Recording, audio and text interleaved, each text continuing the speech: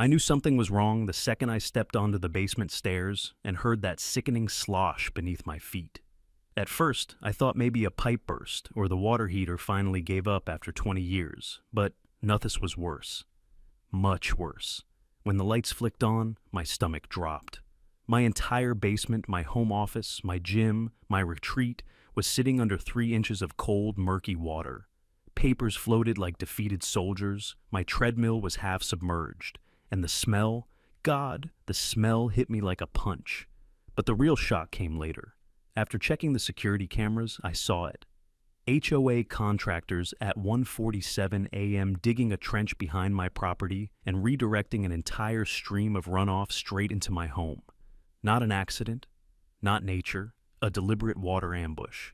And that was the moment I realized if the HOA wanted a flood, they were about to drown in consequences. Before we dive in, let me know where you're watching from and what time it is. And if you enjoy stories like this, don't forget to subscribe to the channel. I didn't sleep at all that night.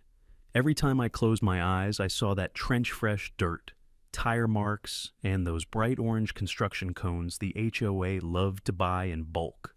My basement was still damp, fans running at full blast, dehumidifiers humming like angry bees, and I was pacing the living room like a man waiting for a storm that had already hit. By morning, the sky was still gray, swollen with that heavy feeling right before another downpour. Perfect. Just what I needed. If they had really dug a trench redirecting runoff, the next shower would prove it without question. I grabbed my boots and went outside. The air smelled like wet soil and betrayal. I walked along the back fence and instantly noticed the ground sloping differently, subtle, but obvious to someone who had lived there 2 decades. The HOA's so-called landscaping improvements had created a gutter, a literal water highway leading right to my property line. It looked rushed, sloppy shovel marks, clumps of clay, and a path of crushed grass. Someone didn't care about quality. They cared about speed and secrecy. I crouched down, running my hand along the newly carved ditch. The curve of it wasn't natural. No rainfall had carved this. This was a human hand deciding that the easiest way to protect HOA property was to sacrifice mine. That's when I heard a voice behind me. "You're up early." It was my neighbor, Mark. Nice guy, retired firefighter. Always woke up before sunrise. "I'm checking the drainage," I said. He raised a brow. "Ah, so you noticed they were out here last night?" "Last night?" I turned fully toward him. "You saw them?" "Oh yeah," he said. "Truck came around midnight. I figured it was just some emergency work or something." He leaned closer, lowering his voice. "Did they tell you they were digging?" Of course they hadn't. HOA never told anyone anything unless it involved a fine. "No," I answered. "They didn't." He exhaled. "That tracks. That tracks." People didn't say things like that unless they had history. "Mark," I asked, "has the HOA ever messed with your property?" He rubbed the back of his neck. "Not directly. But they did regrade the community field a few years back, and it caused flooding near the townhomes. Claimed it wasn't their fault. And was it? Oh, absolutely their fault," he said, scoffing. "But they bullied the residents into shutting up." Bullied. A familiar pattern. As Mark walked away, I stood there staring at the trench again, anger slowly brewing into something heavier determination. If they thought I was just another homeowner who'd shrug and write a complaint email, they picked the wrong guy. I grew up fixing farm drainage with my father.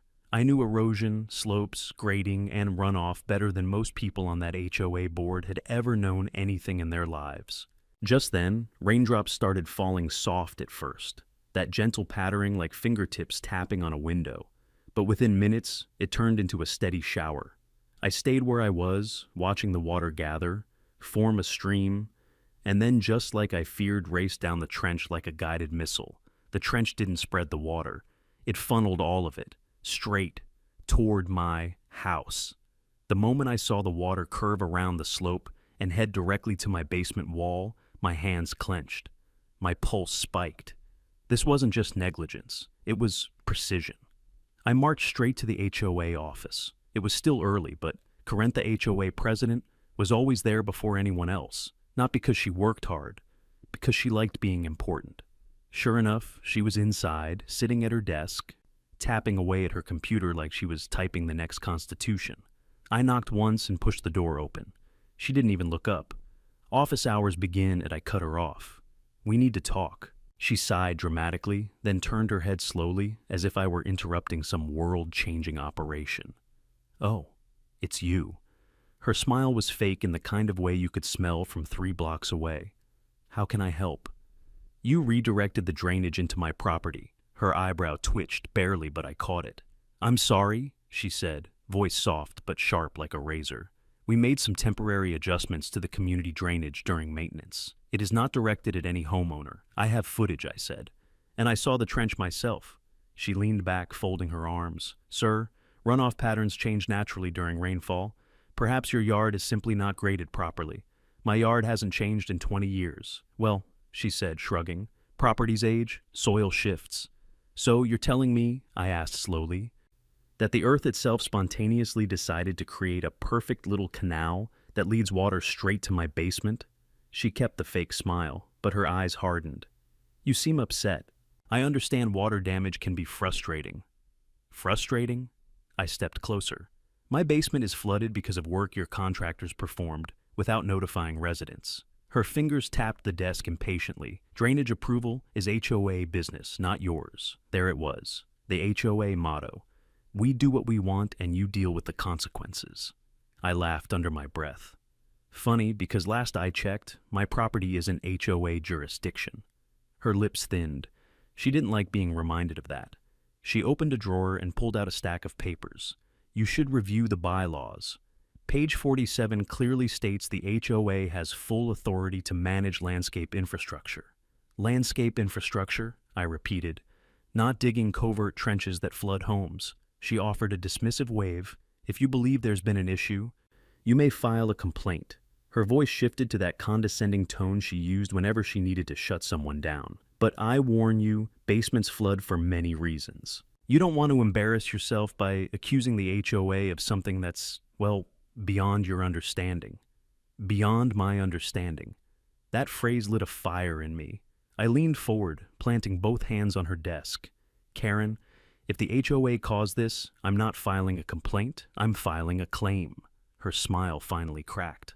A claim? Against the HOA? That's right. She stood suddenly, voice rising. You cannot accuse us of wrongdoing without evidence. I have evidence. The color drained from her face for a split second. But she recovered fast. Her talent was pretending nothing ever rattled her.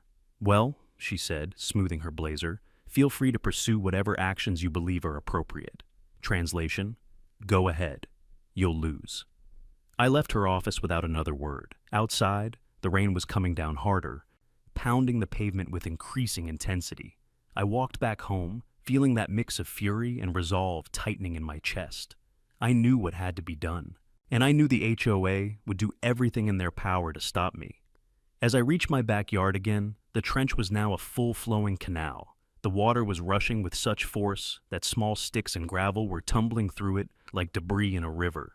The stream hit the back wall of my basement foundation, splashing upward like a miniature waterfall. My phone buzzed.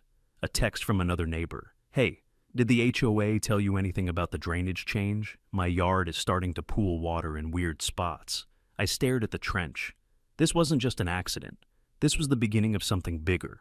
And the HOA had no idea I was just getting started. The smell hit me, first damp wood, soggy insulation, and the sharp sting of mildew that grows way too fast for comfort. It was the kind of smell that told you things had been wet long enough to become a real problem. I walked down the stairs slowly this time, every step squishing slightly beneath my feet. The fans I had running weren't doing much anymore. They were fighting a losing battle. The second storm was worse than the first. The moment the rain started pounding the roof like fists, I already knew what I'd find in the basement, but I still hoped maybe the water wouldn't come this time. Maybe last night was some freak anomaly, but hope is a funny thing. It shows up even when the facts are right in front of you, laughing. I turned the corner and flicked on the basement lights. More water. Much more. It wasn't standing still this time. It was flowing in, sliding along the floor in thin sheets before pooling into a large, spreading pond in the center. My gym mat floated like a sad island. A box of old photos I hadn't looked at in 10 years sat half submerged, the ink bleeding into strange watercolor patterns. And then the treadmill. My poor treadmill. I'd just repaired the incline motor a few months ago. Now the belt sagged with moisture, water dripping from the display panel like the machine itself was crying. My blood boiled. I pulled out my phone and started recording everything: close-ups, wide shots, timestamps. I measured water levels with a ruler. I photographed the wall where the seepage line had risen even higher than before. If the HOA wanted to play dumb, I'd give them evidence they couldn't ignore. By the time I went back upstairs, the storm had settled into a steady, relentless shower. Not violent, not dramatic, just persistent enough to worsen everything 1 hour at a time. I called the HOA emergency line. A recorded message said, "For true emergencies, dial 911. For all other inquiries, please email the HOA office. We respond within 35 business days, 3 to 5 business days." My basement had turned into a public swimming pool, and they wanted me to wait 5 business days. I checked my email. Maybe by some miracle Karen had sent something. Maybe for once she would act like a responsible adult. Nothing. Instead, what I did get was a knock on the door about an hour later. A big man in a reflective vest stood on my porch. His hat said Handyman Services, but the logo looked like it was printed on a home printer last night and ironed onto the fabric. "You the guy with the water issue?" he asked. "Who sent you?" I asked back. "HOA," he grunted. "Told me to take a quick look." I let him in because at this point, I needed someone to confirm I wasn't losing my mind. He walked down the basement stairs, paused halfway, sniffed once, and then shrugged. "Yeah, looks like water." I blinked. Water. Yes. "That's why you're here." He crouched and poked the puddle with one finger, like he was testing soup temperature. Damp," he muttered. I stared at him. "Do you have any licensing?" I asked. He gave a short laugh. "Licensing? For water? For drainage? For structural assessment? Lady at the HOA said you just needed someone to check if it was serious." "It is serious." He nodded thoughtfully. "Yeah, looks serious." Then he stood up, wiped his hands on his vest, and said, "I'll tell them it's probably your foundation." "My foundation?" I repeated slowly. "Sure. Could be old. Could be cracked. Stuff happens." He was halfway up the stairs before I even processed what he'd said. "Wait. You haven't checked the walls. You haven't checked the exterior. You haven't checked the grating." He shrugged again. "Not my job. HOA just asked me to look. Looking done." And just like that, he left. 5 minutes later, I received an email from Karen. "Our contractor reports that your flooding is due to improper home maintenance and possibly aging structural issues. The HOA cannot be held responsible for individual homeowner upkeep. Please address your foundation problems independently to avoid future complications." I actually laughed, a short, humorless laugh that came from the place inside your soul where patience goes to die.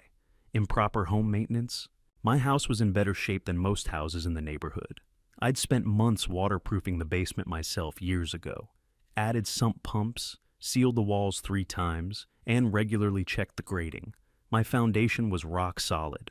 I wrote back, "Your contractor didn't even inspect the outside of my property. He didn't take measurements. He didn't check the source of the water. He touched a puddle and left." Her reply came within minutes. "As previously stated, the HOA is not responsible for personal property issues. Please refrain from accusatory language." Accusatory language. Apparently, stating facts was now a crime. I saved the emails in a special folder labeled Evidence HOA Watergate. At this point, I needed answers, not excuses. So I stepped outside again, this time in a raincoat, and walked to the back of my house. The trench was twice as full now. Water gushed through it like it had somewhere important to be. The slope had eroded further, creating a deeper channel. Even worse, the water was visibly carving the ground toward my foundation. Every minute, the soil around my basement wall washed away, grain by grain. I pressed my hand to the wall. It was trembling. Not from collapse yet, but from the pressure of water pushing against it from the outside. If this continued for weeks, I could lose a structural wall. My phone buzzed again, this time a call. It was my neighbor, Alicia. "Are you dealing with flooding too?" she asked, panicked. "What happened?" I said. "My backyard is turning into a swamp. The water's not draining toward the community ditch, it's coming this way instead." "Exactly. The new system the HOA created didn't just target me, it rerouted water for several homes. Did the HOA warn you? I asked. No. The only email I got was about repainting mailbox posts. Unbelievable. We talked for a few minutes.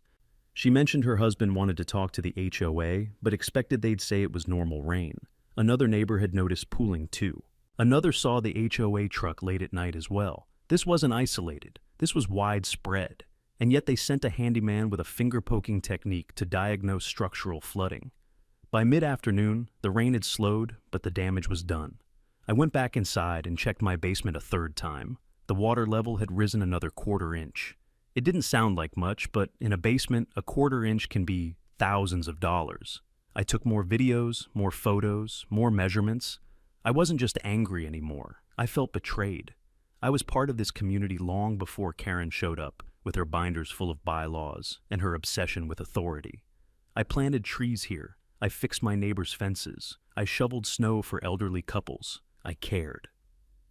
And the HOA repaid that by drowning my basement to save a few dollars in drainage maintenance.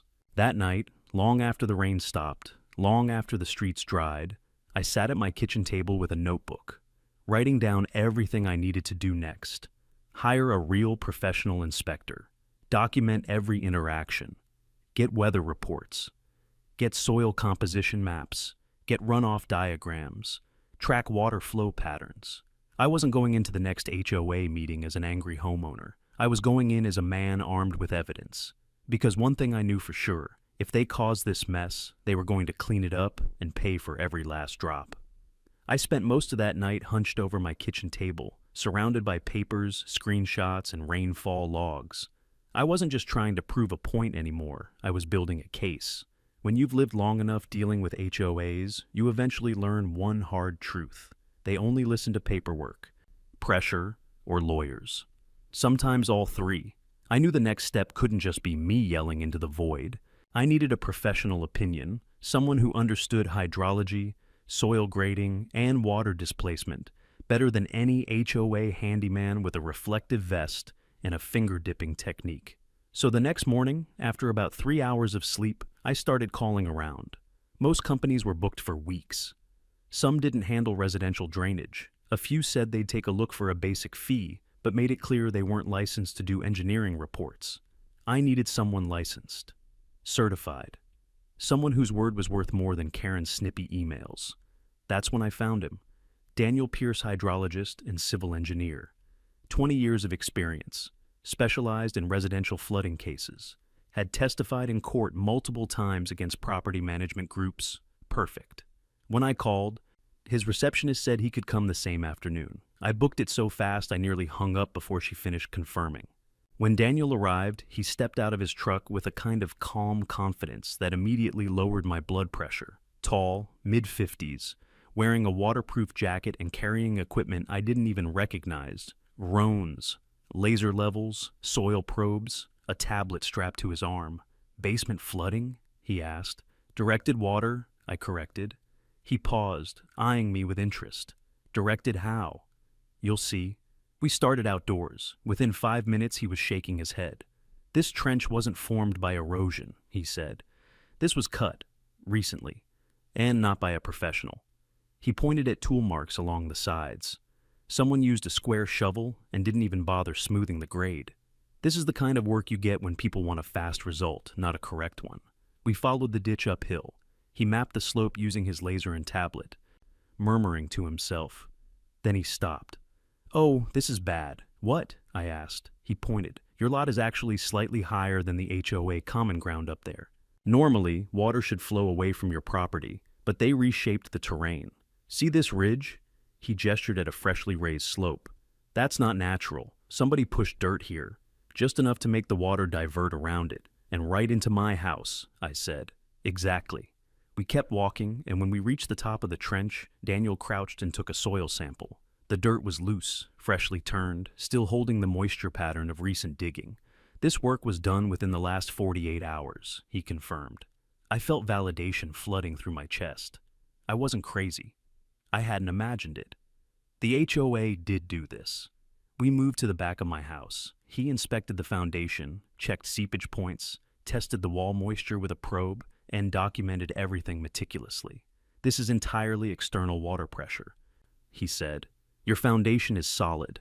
The waterproofing job you did is holding up well, but nothing is designed to withstand artificially redirected volume." He took photos, measurements, and even conducted a small dye test by pouring a fluorescent-safe solution into the trench and watching it seep into the exact crack in my wall. His final verdict hit like a thunderclap. "This flooding is 100% due to improper grading performed uphill. And because it's on HOA property, they're the responsible party." I exhaled slowly. "Can you put that in writing? I can put it in a full engineering report. And video? I can produce a video summary if needed. And can you testify?" He smiled faintly. "If it comes to that." We headed inside. I showed him the basement. He measured water levels, inspected damage, and took photos that made my stomach twist. Mold forming near the baseboards, warping wood, damp insulation. Even parts of my framing were compromised. "You're looking at tens of thousands in restoration," he said plainly. "Maybe more." I nodded. "I expected that. But the real cost," he continued, "is what they'll need to fix outside. They have to correct the grading, install proper drainage infrastructure, and waterproof the affected areas. You're looking at, I'd estimate, around $90,000. $90,000. I swallowed hard. "And they'll have to pay it?" "With this report," he said, "they won't have a choice." After Daniel left, I sat at my dining table again, this time with a folder full of evidence so airtight it might as well have been wrapped in steel. But evidence alone didn't win HOA battles. You had to strategically deploy it. So I prepared for the upcoming HOA meeting. I printed copies of Daniel's preliminary assessment. I printed the photos. I had video ready on a USB stick. I organized my emails from the HOA in chronological order, highlighting every lie, every deflection, and every time they blamed me for the mess they created. That night, I barely slept again. But this time, it wasn't stress keeping me awake. It was anticipation. The meeting was scheduled for 6 p.m. the next day. When I arrived, the room was already packed. More people than usual, probably because the last storm had affected multiple homeowners. I saw Alicia, Mark, and at least 6 other neighbors who'd contacted me earlier. Karen stood at the front, clipboard in hand, wearing a bright blazer that practically screamed, "I'm in charge." She looked confident, too confident for someone whose decisions had caused multiple properties to flood. She started the meeting with her usual monotone. "Welcome, everyone. Let's keep things orderly and respectful. We'll begin with community updates," and I raised my hand. She ignored it. "As I was saying, maintenance this month will include—" I raised my hand higher. She pressed her lips together. "Yes, you have something to add?" "I have something to present." Her smile froze. "Present?" "This is not the time for— It's related to the drainage changes performed 3 nights ago." The room suddenly went quiet. People shifted in their seats. The couple in the corner whispered to each other. Someone muttered, "Finally." Karen cleared her throat. There were no changes, only temporary adjustments, and they were entirely safe and well within HOA jurisdiction. I walked to the front table, placed a stack of printed reports on it, and plugged my USB into the projector. "What are you doing?" Karen snapped. "Showing the truth," I said simply. The projector flickered on, revealing a high-resolution drone shot of the trench. Gasps rippled through the room. People murmured. Someone said, "Wait, that's behind our house too." I clicked to the next slide. Daniel's analysis, then the dye test video. Then the photos of my basement. Karen's face lost all color. This is misleading," she stuttered. "This is one homeowner's interpretation." "Actually," I said, "this is a state-licensed hydrologist's professional assessment, with credentials, documentation, and data. Would you like me to read his conclusion aloud?" The room leaned forward collectively. "No," Karen snapped. "This meeting is not for—" But it was too late. People were whispering about the photos, pointing at the trench, talking about the pooling in their own yards. A man stood up. "Why weren't we informed of this work?" A woman added, "Why did my kid's playground flood yesterday?" Another said, "My shed has water damage." Karen tried to regain control. "Everyone, please. We are handling this internally." "No," I said. "You're covering it up." Her composure cracked. "You are being hostile." I stepped closer, lowering my voice. "And you are being caught." A few board members exchanged nervous glances. You redirected water into private properties, I said, projecting my voice so everyone could hear, knowingly, without permits, without notifying residents. And then you tried to blame us. Someone shouted, "She needs to resign." Another voice, "We want to vote!" Karen slammed her clipboard down. "This is absurd. The HOA is blameless." I clicked to the final Slide Daniels summary with the phrase, "Flooding is a direct result of unauthorized terrain modification on HOA land." The room erupted. Karen turned scarlet. You don't understand the budget constraints. We needed a temporary solution until..." But she'd said too much. I repeated slowly, "Temporary solution. So you did alter the drainage." Her mouth opened and closed like a fish out of water. I lifted my phone and hit the play button. Her voice, recorded from my previous conversation, filled the room. "Drainage approval is HOA business, not yours." That was checkmate. Karen grabbed her bag and stormed out amid the shouts of angry homeowners. And I knew, as I stood there watching her leave, that the real battle was just beginning. But now I had the upper hand. The HOA meeting didn't end so much as it exploded. Even after Karen stormed out, people kept shouting across the room, questions, accusations, frustration boiling over after months, maybe years, of being ignored. I watched it all unfold from the front of the room, feeling the strange mixture of adrenaline, anger, and a quiet, growing sense of victory. But the board minus Karen finally managed to restore some order. 3 remaining members gathered behind the table and whispered amongst themselves. They looked shaken, pale, and completely unprepared to deal with the mess their president had created. One of them, a thin man with glasses too large for his face, cleared his throat and addressed the room. We appreciate everyone's feedback tonight. We will review the documentation provided and seek professional consultation." The room erupted again. "Review? People's homes are flooding. Do something now. This is negligence." The board members seemed like they were shrinking behind the table. I decided to step in, not for their sake, but because chaos wasn't going to move things forward. I raised my voice just enough to get the room's attention. "Everyone, please, I get it. I'm furious too. But if we want results, we need to handle this correctly." The shouting dimmed. People turned toward me. "I hired the hydrologist because I knew HOA wouldn't listen otherwise. The report is solid. The evidence is undeniable. If they don't fix this, we have legal grounds, strong ones." A woman in the back asked, "Do you plan on suing?" I answered honestly, "I will if they refuse to take responsibility. And based on the number of you dealing with similar issues, it might not just be me." Another man near the front nodded. "We should unite on this." The board fidgeted uncomfortably. I looked at them. "The longer you wait, the worse this gets. Tunnel the water back where it belongs, restore the grading, fix the drainage system, and repair the damage caused." They didn't answer, not immediately. The meeting ended shortly after, abruptly, awkwardly, and with promises of follow-up communication. I didn't believe a word of it. On the way out, several neighbors stopped to thank me, shake my hand, or share their own stories of the HOA ignoring them. It was obvious the board had lost the community's trust, and without Karen's iron fist holding everything together, the cracks were starting to show. I drove home thinking the worst was behind me. I was wrong. The next morning, I woke up to a knock on my door. A far too cheerful knock for someone delivering good news. When I opened it, there stood Karen, arms crossed, jaw clenched, eyes blazing with fury. Behind her were 2 HOA board members, looking like they deeply regretted being dragged along. "Good morning," I said, my voice flat. "This is harassment," she snapped before I even finished opening the door. "Harassment?" I repeated. "Yes," she barked. "You publicly humiliated me last night with fabricated evidence, sensational accusations, and illegal recording." The board members exchanged glances. One of them whispered, "Karen, maybe we should speak calmly." She whirled on him. "Calmly? He's attacking the HOA." I took a slow breath. First, the evidence isn't fabricated. Second, nothing was illegal. State law allows recording conversations where at least one participant consents. She blinked, thrown off for a moment, then recovered. "You manipulated the board and riled up the community." I pointed at the trench. The trench manipulated them. Her eyes narrowed into slits. "You're going to retract every statement you made, or the HOA will take disciplinary action." "Disciplinary action?" I said, stepping onto the porch. "My home isn't even under HOA jurisdiction. You have no authority over my property.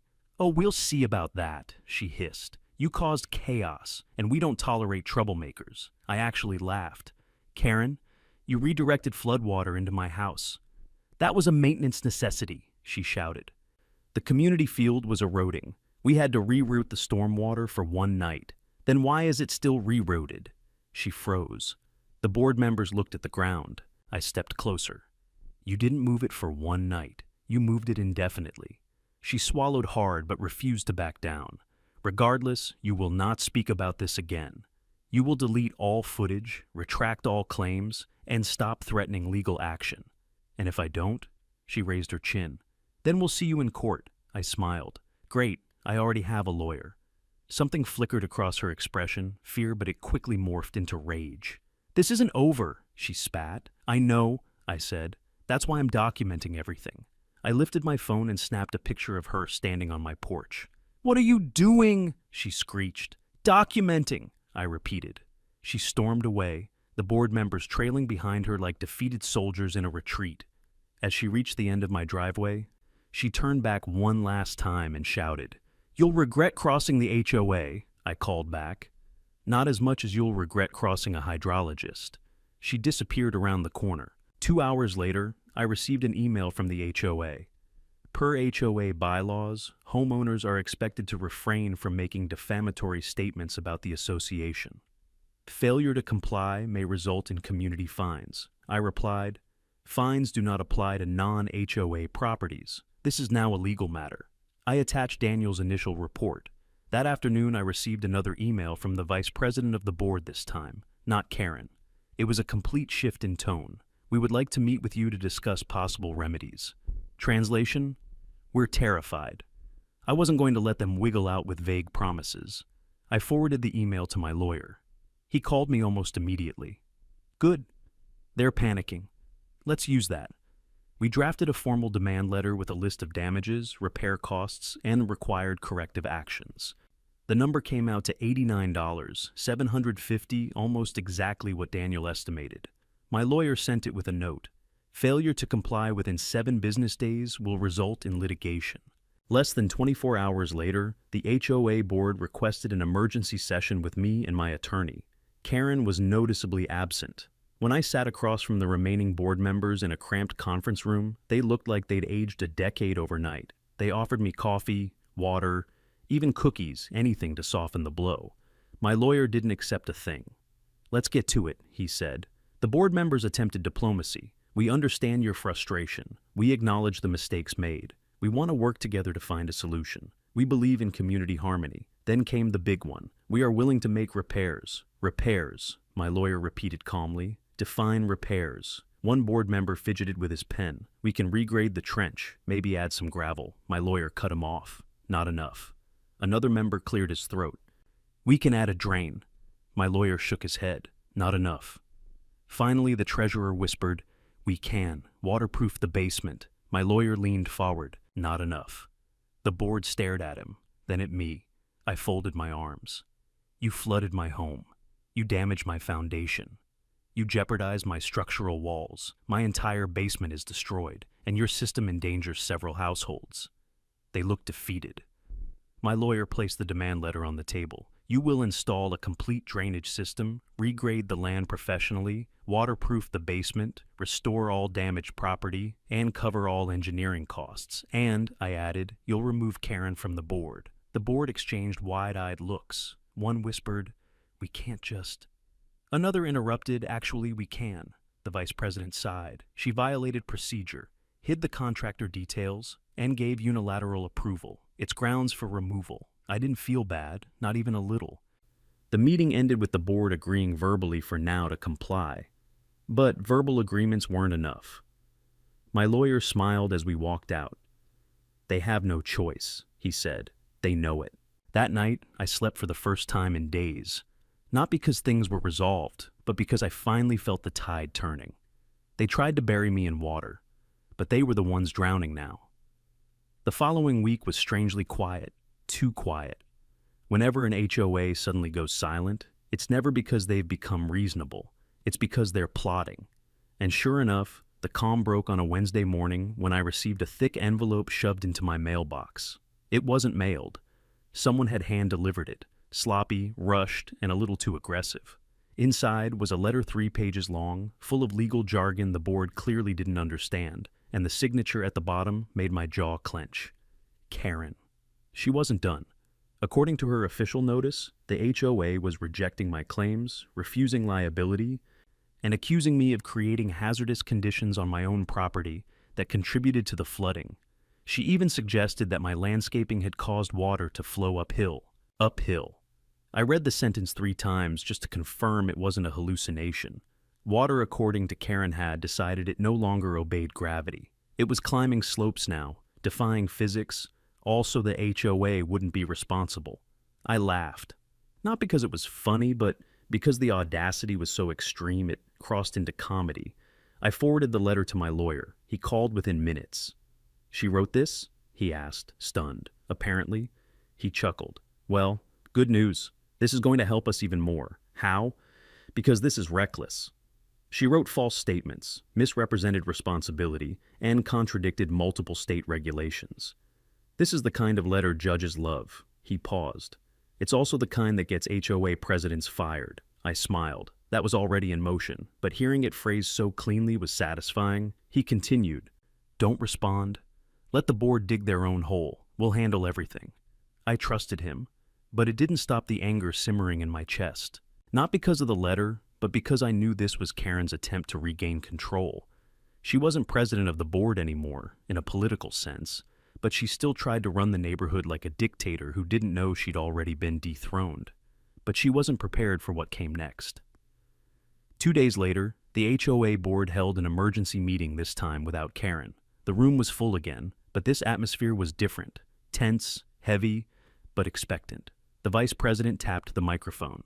"We need to address recent issues regarding drainage." Someone shouted from the back. "You mean the flooding?" Another yelled. "Where's Karen? She needs to answer for this."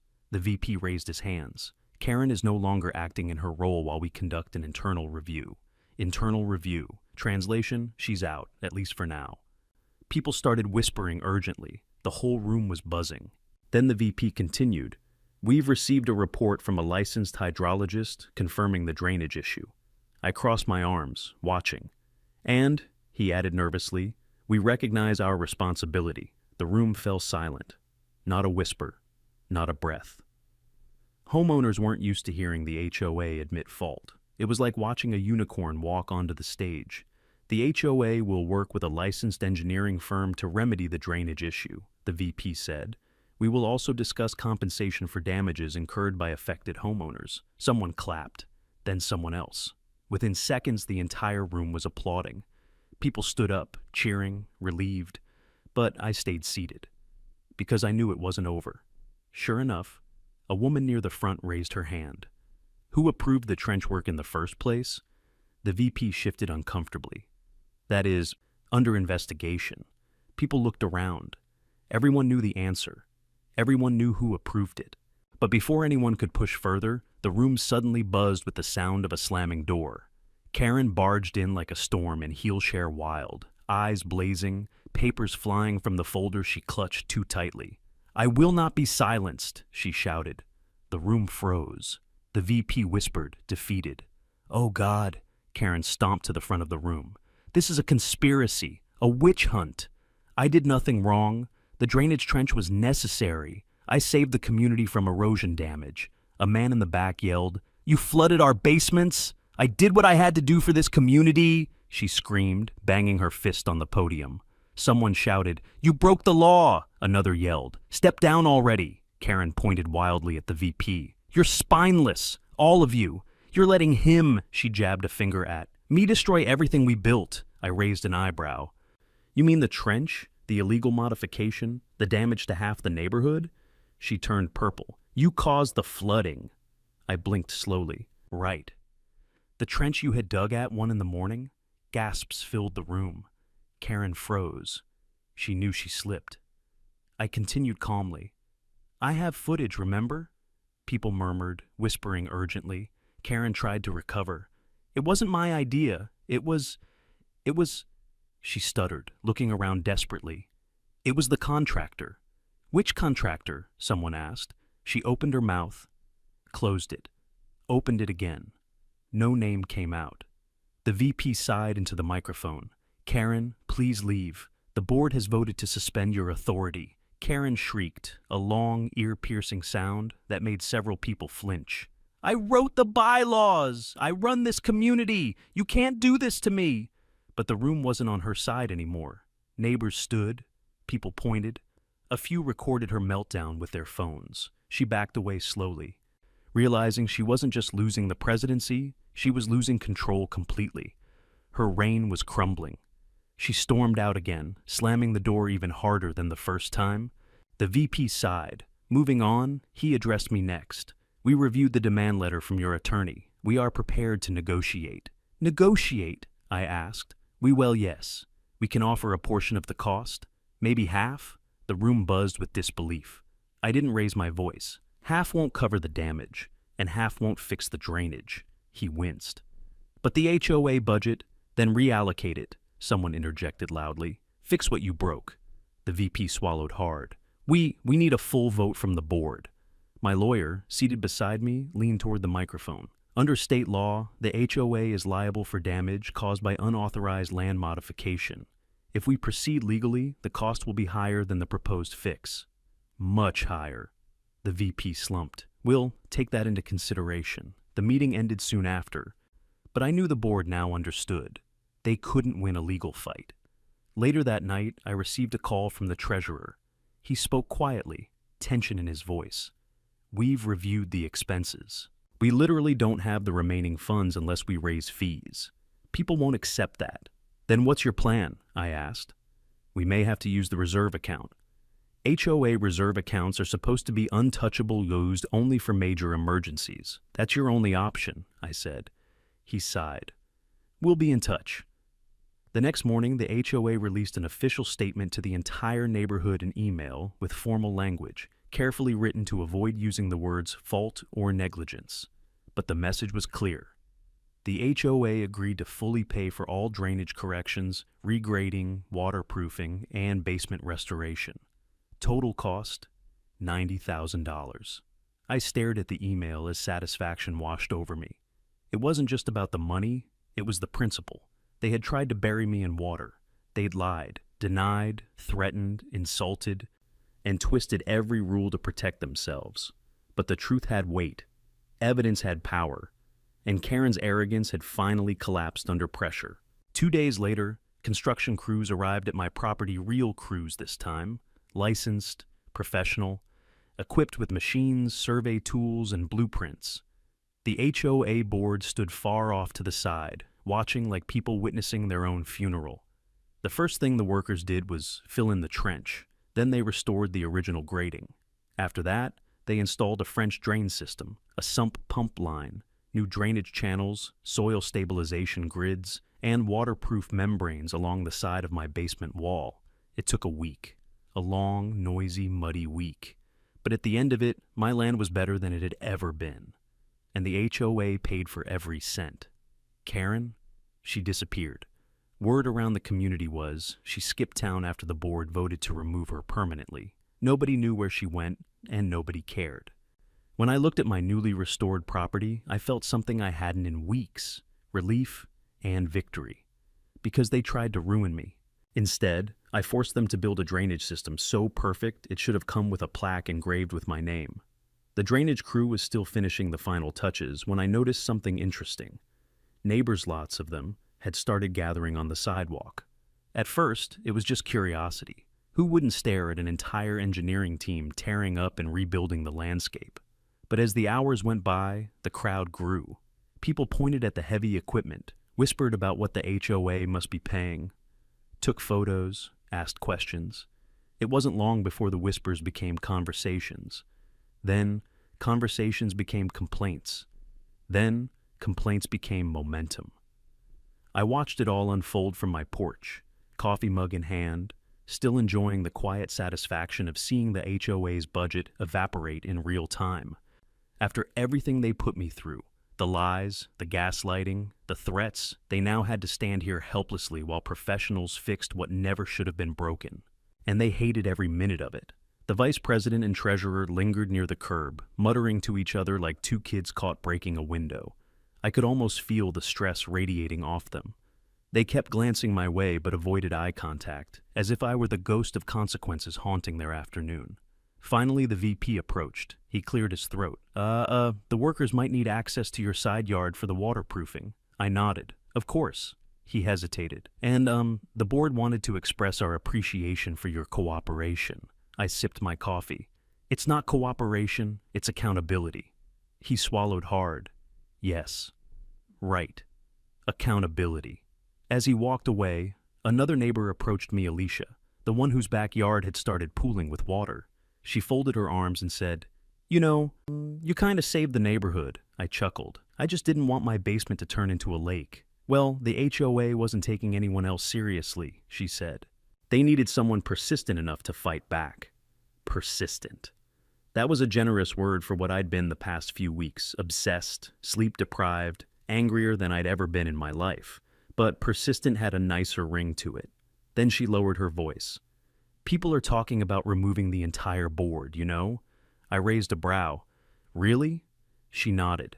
"Karen's gone, but she wasn't the only problem. Half the board backed her up. Let it happen. Hid things, ignored complaints.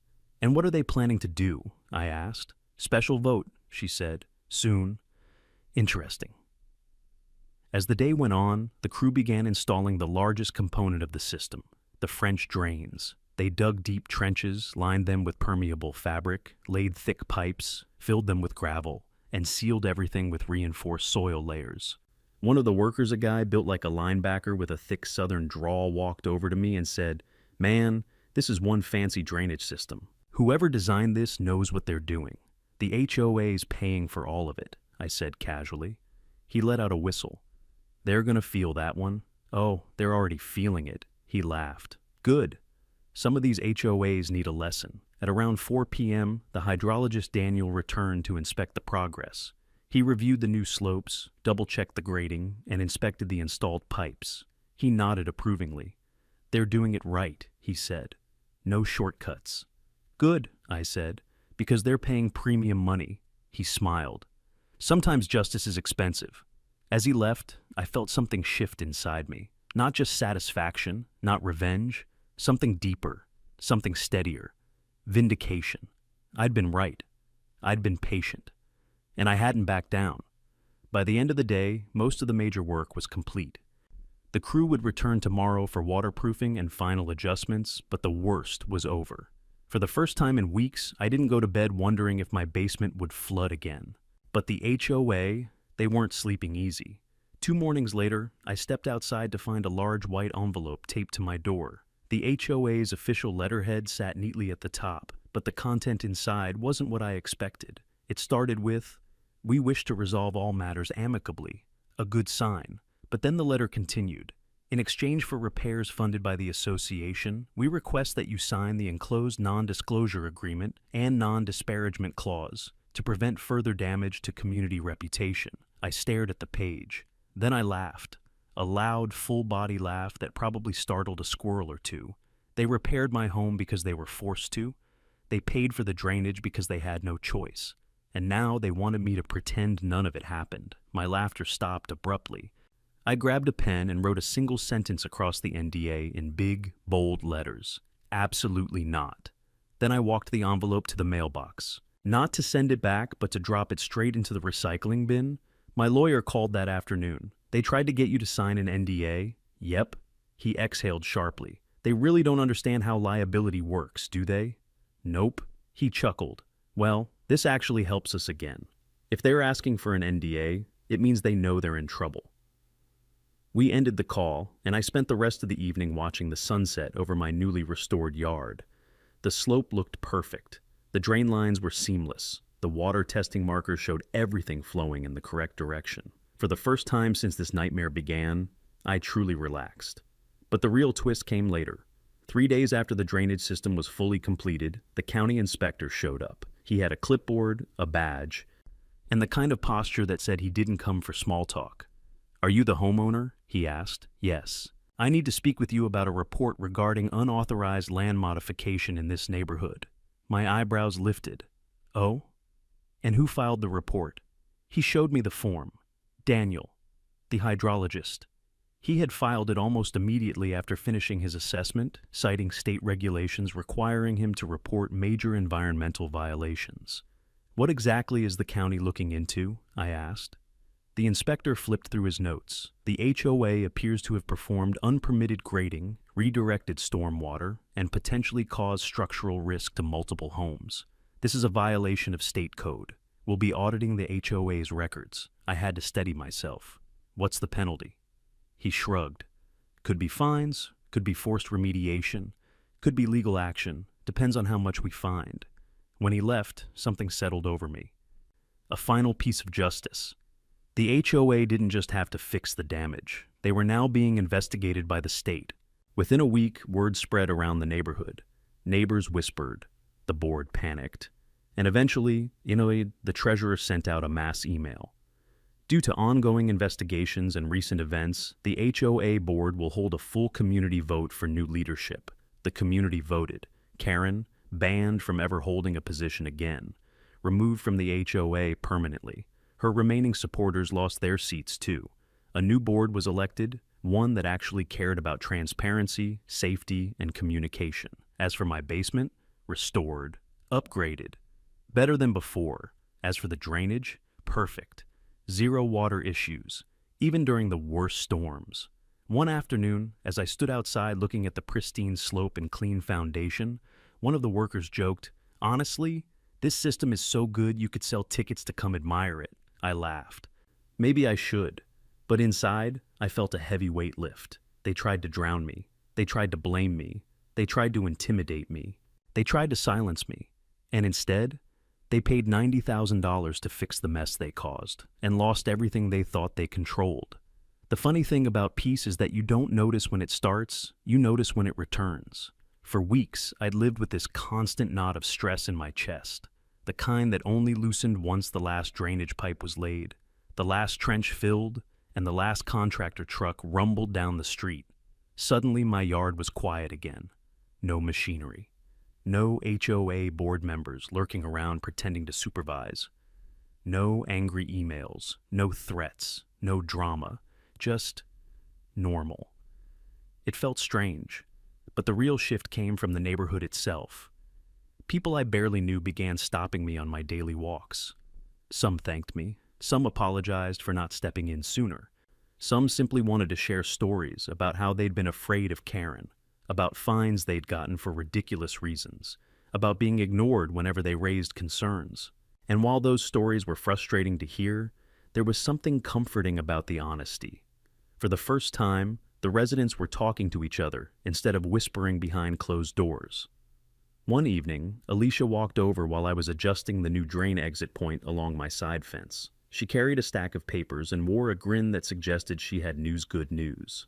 "You're going to want to see this," she said, handing me the documents. I flipped through them. "A petition?" "Not just a petition," she said proudly. "A set of new community rules the new board wants to implement. Transparency requirements, contractor validation, mandatory vote approvals for any major changes." And she tapped one page a new environmental compliance clause. I raised a brow. Inspired by our recent flood? Exactly. It was impressive. More professional than anything the HOA had produced in years. I scanned the signatures, many names I recognized, including some who had once been fiercely quiet under Karen's regime. "So," I said, lowering the papers, "the neighborhood has finally woken up?" "It's a start," she replied. "People needed a push." I folded the petition and handed it back. "Well, if they need help convincing the board, I have no problem showing up again." She laughed. "Let's not traumatize the new board on their first week." Fair enough. Later that night, I walked into my basement, the one place I'd avoided even after it had been fully restored. The contractors had done an incredible job. The walls were freshly sealed and insulated, the flooring replaced with waterproof vinyl planks, and even my gym area looked better than before. But what mattered wasn't the look. It was the smell. No dampness, no mildew, no rot. Just clean, dry air. I sat on one of the workout benches, taking a slow breath. It was finally over. Or so I thought. The next morning, while sipping coffee on my porch, Daniel, the hydrologist, pulled up in his truck again. At first, I panicked, thinking something was wrong. But he waved and smiled, climbing out with a tablet in hand. "Before you worry," he said, "everything looks good. I'm just here to give you the final sign-off." I exhaled. Good. Because if something else goes wrong, I might just build a moat around the property. He chuckled.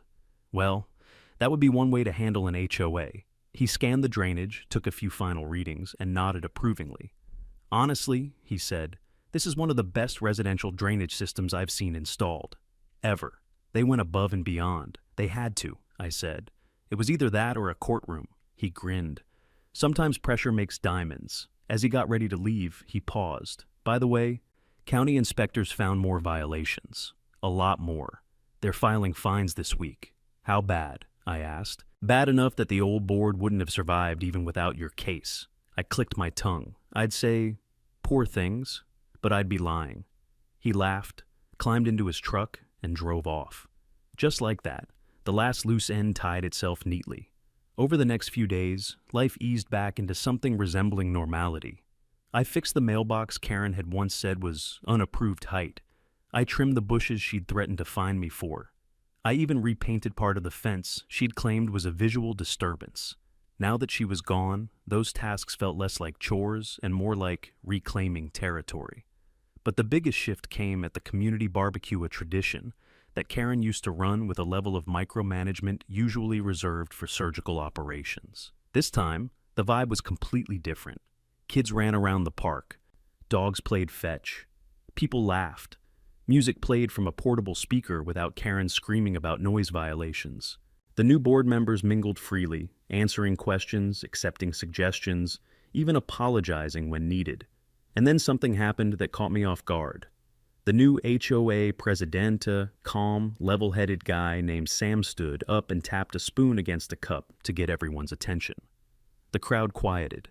"I want to take a moment," he said, "to acknowledge someone who didn't ask for trouble, didn't want conflict, but refused to let wrongdoing slide. Someone whose persistence and, frankly, stubbornness saved this neighborhood thousands of dollars in future repair costs and kept our homes safe." People turned and looked at me. Oh, great. Public recognition. My favorite. Sam continued.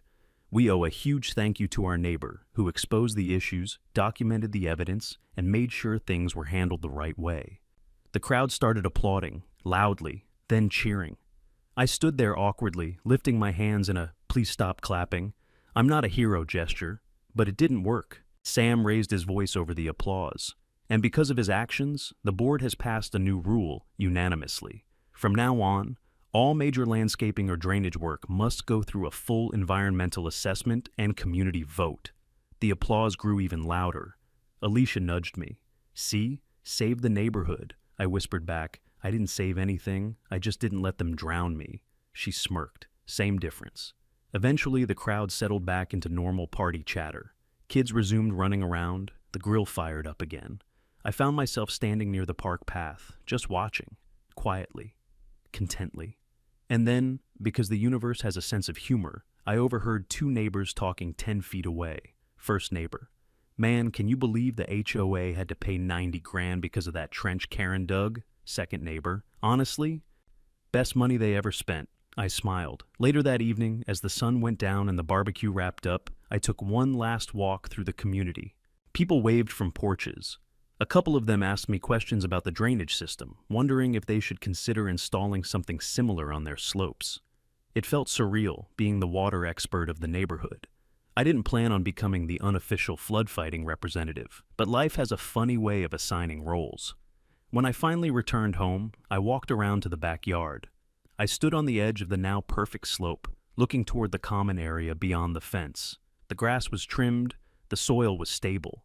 The drainage path flowed naturally, effortlessly, exactly the way nature intended, without human meddling. A small bird landed near the new drain exit point, pecking at the moist soil. Peaceful. Normal. Right. I realized something then. This wasn't just about repairing damage or getting compensation. It was about drawing a line that said, you don't get to push people around, you don't get to bully homeowners. You don't get to cover up your mistakes. You don't get to gamble with someone else's property. And you definitely don't get to dump floodwater into my basement. Not without consequences. As the last glow of sunlight faded, I closed my eyes for a moment and just listened. No dripping, no rushing water, no fear. Just silence, clean and dry. For the first time in weeks, I felt like I could finally exhale. They tried to drown me. Instead, they rebuilt my home, got investigated, got replaced, and learned a lesson so expensive it might as well be engraved on a plaque. A plaque that would read, "Next time, don't mess with the guy downhill." Life has a way of testing people, not with the grand catastrophes we imagine, but with the quiet injustices we're expected to tolerate. It would have been easy for me to shrug, accept the flooding as unfortunate, and let the HOA brush me aside like so many others. But sometimes, the only thing standing between right and wrong is the person willing to say, enough. Standing up for yourself isn't about being loud, it's about being persistent, patient, and unwilling to let fear or exhaustion silence you. This experience reminded me that fairness doesn't happen on its own. You create it, defend it, fight for it. And when you do, you're not just protecting your own home, you're protecting everyone who never knew how to speak up. If you've ever dealt with an unfair HOA, a bad neighbor, or someone abusing authority, share your story in the comments. And don't forget to subscribe to the channel for more real-life HOA stories. Because trust me, there's always another one coming.